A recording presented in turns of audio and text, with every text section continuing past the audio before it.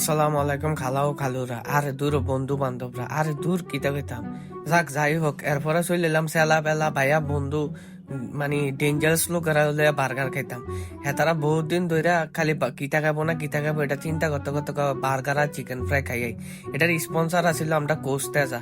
কোস্তাজা কইলে আপনারা চিনবেন, ওই যে আমরা এদিকে যে নায়কটা আছে না, ওই যে তামিল নায়ক কোচ, হেতে আর কি। এরপরে হেতে টিয়া দেওয়া না, এবার আমরা চলেছি অটো মটো ভাড়া করে ইয়াসিন মার্কেট বার্গার খাইতাম। বার্গারের লগে চিকেন ফ্রাই আসিল, এটাও অর্ডার দিয়ে দিছি।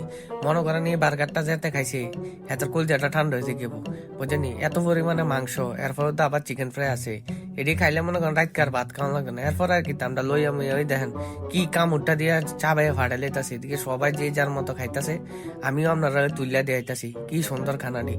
এবার বিসমিল্লাহির রহমানির রহিম কয়ে আমি কামড় দিয়ালাম। আমি কামড় দেওয়ানোর পরে দেখেন কি একটা অবস্থা, সেই মজা লাগছে।